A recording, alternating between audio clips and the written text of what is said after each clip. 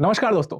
आज की वीडियो बहुत ज्यादा इंटरेस्टिंग होने वाली है बिकॉज आज हम डिस्कस करने वाले हैं रशियास इन्फ्लुएंस इन अफ्रीका के बारे में। देखो, अभी हमने जैसे पिछले कुछ वीडियोस में डिस्कस किया कि किस तरीके से नेटो के अंदर में एक कॉन्फ्लिक्ट चल रहा है और किस तरीके से टर्की जो है वो नेटो की बहुत बड़ी प्रॉब्लम है। तो हर जगह हमने जिक्र सुना रशिया का, हर जगह हमने डिस्कस किया कि कई सारे फ्रंट्स पे अभी वॉर चल रहे हैं। जो हमें पता है, हमें जो एक आम आदमी को पता है, क्या क्या पता है कि इजराइल हमास का एक वॉर चल रहा है, एक वहां पर रशिया यूक्रेन का डायरेक्ट कॉन्फ्लिक्ट चल रहा है।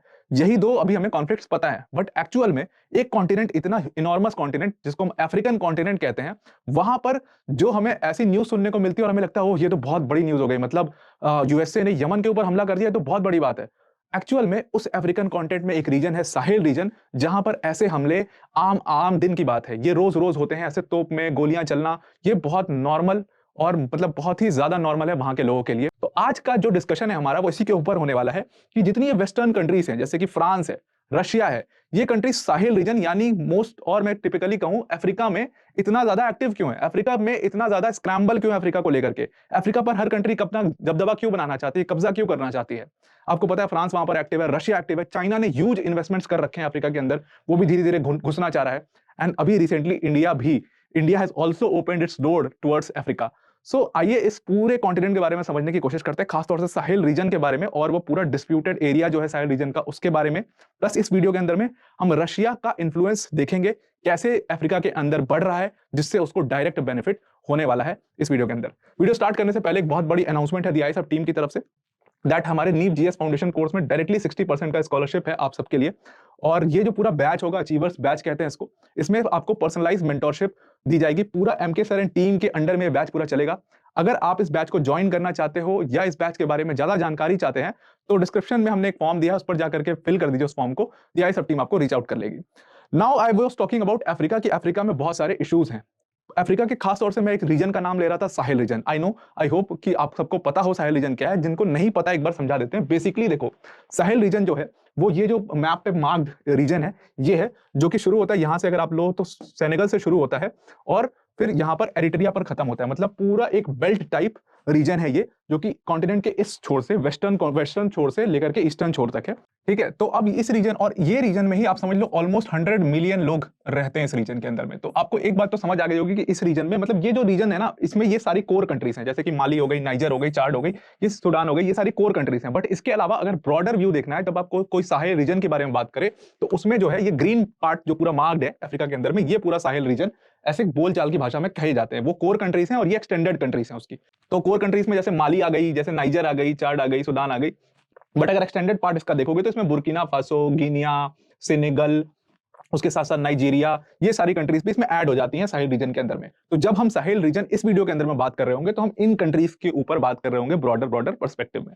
तो अभी क्या हुआ है, अब ये जो साहिल रीजन है, ये ना बहुत ही ज्यादा डिस्टर्ब रीजन है। आप जाकर के इसके बारे में थोड़ा सा पढ़ने की कोशिश करना, थोड़ा सा सर्च करना। हालांकि मैं बता देता हूं, इस यहां पर इस रीजन की हर कंट्री में, इस पूरे बेल्ट में कभी सिविल वॉर चल रहे हैं किसी कंट्री में मिलिट्री कू हुआ है। पिछले 3-4 सालों में 3 बार मिलिट्री कू हो चुका है और चौथा वाला होने वाला है। ऐसी कंट्रीज भी हैं इस रीजन के अंदर में।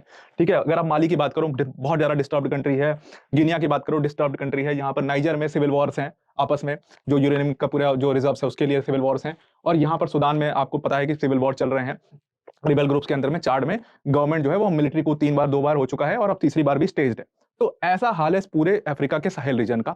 और अब साहिल रीजन का ऐसा हाल है क्यों, क्या कमी है साहिल रीजन के अंदर में, अगर ये सवाल अगर आप खुद से पूछो तो सिंपल कमी है यहाँ पर। क्योंकि ये जो मोस्टली कंट्रीज है ना, ये सारी पहले क्या हुआ करती थी, फ्रेंच कॉलोनीज हुआ करती थी। जैसे कि अगर आप देखो बुर्किना फासो, अगर आप माली देखो, नाइजर देखो, चाड देखो, ये सारी सेंट्रल अफ्रीकन रिपब्लिक देखो, ये सारी कंट्रीज क्या थी, फ्रेंच की कॉलोनीज थी। यानी कि जैसे इंडिया एक ब्रिटिश कॉलोनी था, ठीक उसी तरीके से अफ्रीका की ये कंट्रीज फ्रेंच कॉलोनी थी।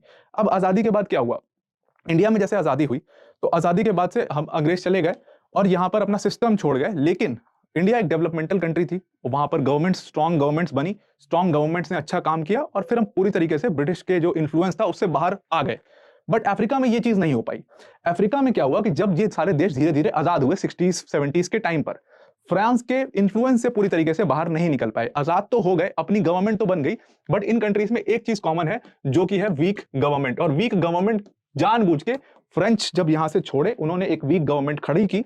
वीक गवर्नमेंट खड़ी करने का सबसे बेसिक रीजन ये था कि ये जो रीजन है यहाँ पर ये बहुत रिच है। यहाँ पर आप सबको पता है गोल्ड माइनिंग होती है, गोल्ड की बहुत बड़ी बड़ी माइंस है इन सारी कंट्रीज में।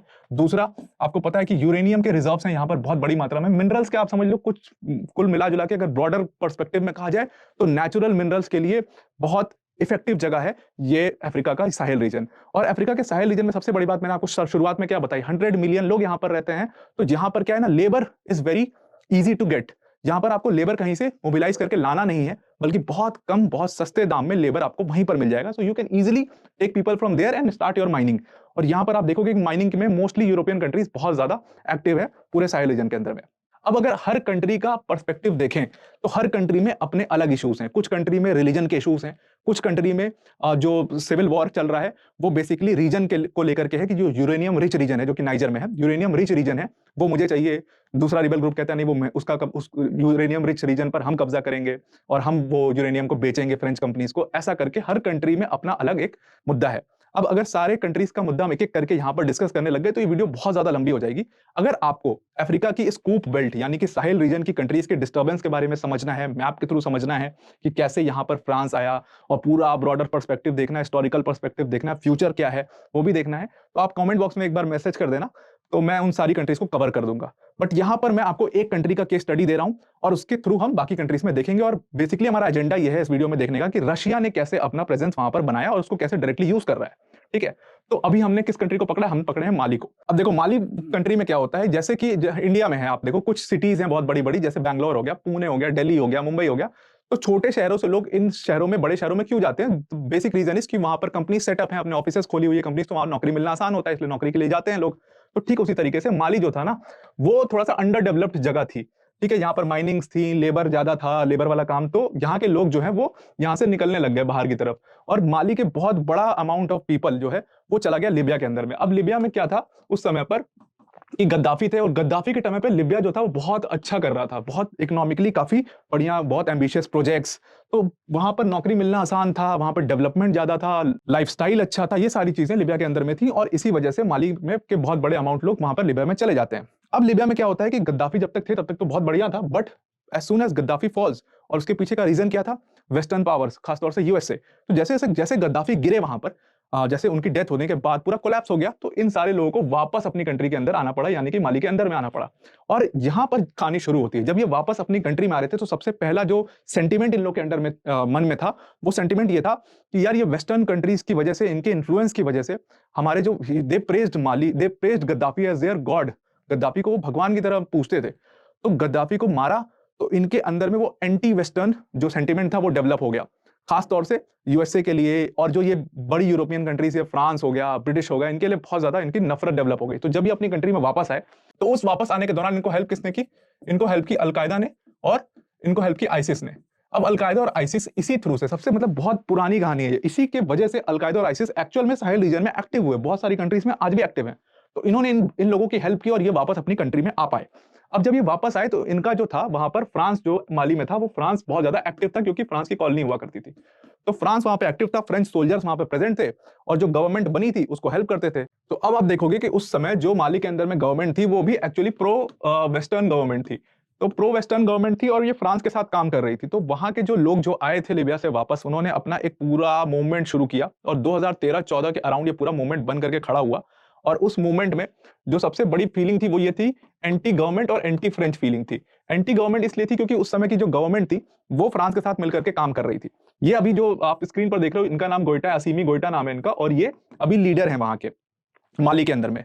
तो अभी इनकी फोटो आप पुतिन के साथ दिख रहे हो। अभी कुछ सालों पहले देखते तो जो माली के लीडर थे उनकी फोटो आपको फ्रेंच प्रेसिडेंट के साथ मिल जाती। तो ये उनके साथ मिलकर के काम कर रहे थे। बट इन लोगों ने जब एक अपना ग्रुप बनाया जिसका नाम था MNLA, ये पूरा लिबरेशन आर्मी थी जो कि माली के अंदर में बनाई गई, और उनकी मीनिंग ये था कि ये जो वेस्टर्न फ्रेंच प्रेजेंस है इनको भगाओ यहाँ से, ये गवर्नमेंट को गिराओ, यहाँ पे नई गवर्नमेंट बनाए जो कि माली के लोगों के बारे में सोचे, और ये फ्रांस से पैसे वैसे मत ले, और यहाँ पर जो माइनिंग हो वो भी अपने लोग करें। ये इनका थॉट प्रोसेस था। और इनको सपोर्ट कौन कर रहा था? आईसिस और अलकायदा। तभी क्या होता है कि इनको समझ में आता है, पूरा मूवमेंट खड़ा हो जाता है। असीमी गोइटा को समझ आता है कि यार ये तो मेरी, मतलब मुझे बोरिया बिस्तर बांध के यहाँ से निकलना पड़ेगा, क्योंकि यहाँ पर तो सरकार गिर जाएगी बहुत जल्दी।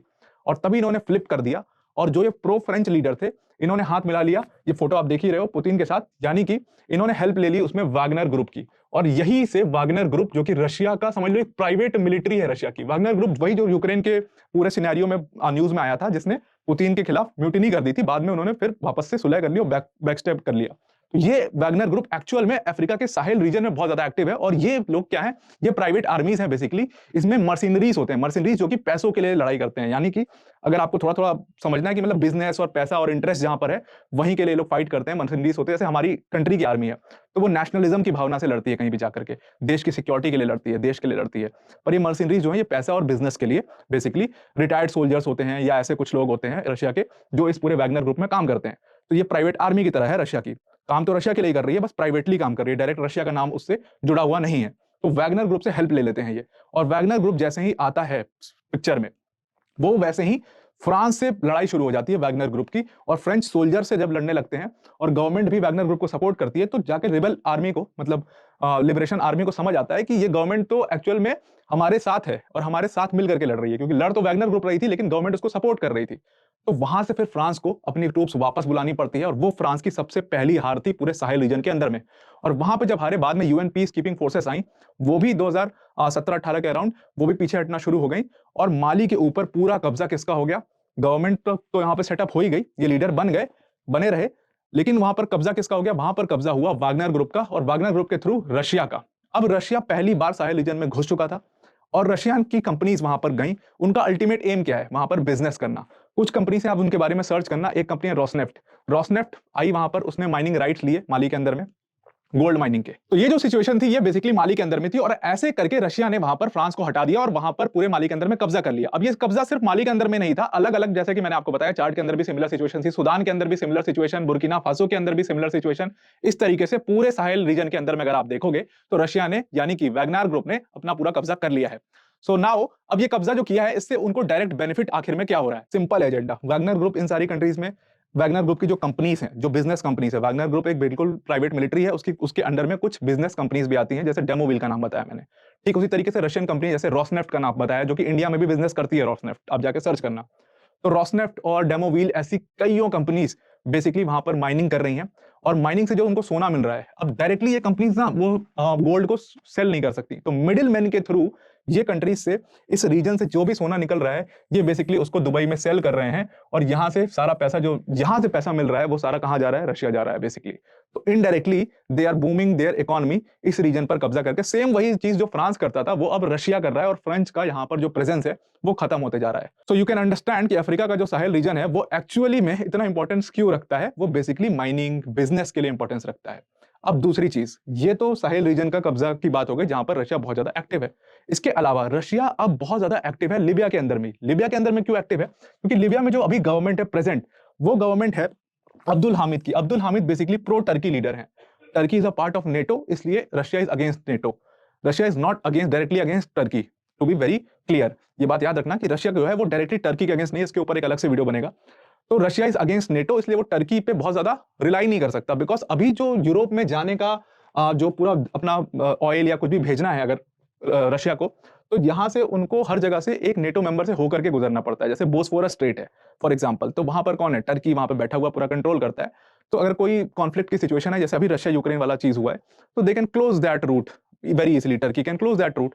तो अभी अगर लीबिया में ये गवर्नमेंट गिर जाती है और यहां पर रशिया के हेल्प की एक गवर्नमेंट बन जाती है लीबिया के अंदर में, so from here they will open direct access to European countries, और वहां पर वो बहुत इजीली अपना सामान बेच पाएंगे। तो दिस इज देयर एजेंडा। जो सेकंड एजेंडा है, जो सेकंड बेनिफिट हो रहा है यहां से रशिया को, वो ये है। तो this is their broader agenda. So I hope आपको ये पूरा साहेल रीजन का कॉन्फ्लिक्ट और इसमें रशिया की इन्वॉल्वमेंट, फ्रांस का कैसे घट रहा है अपना जो पूरा प्रेजेंस है वहां पर, वो सारी चीजें समझ में आ गई होंगी। तो इस वजह से ऐसा कहते हैं कि Russia is not only fighting in Ukraine, बल्कि Russia is also fighting in Africa, and also China has started to enter in Africa. Also, you know, India has also started to enter in Africa, because Africa is the next big thing which is going to happen in geopolitics. So I hope आपको ये पूरी चीज समझ में आ गई होगी। तो आज के लिए इतना ही। Thank you and have a nice day.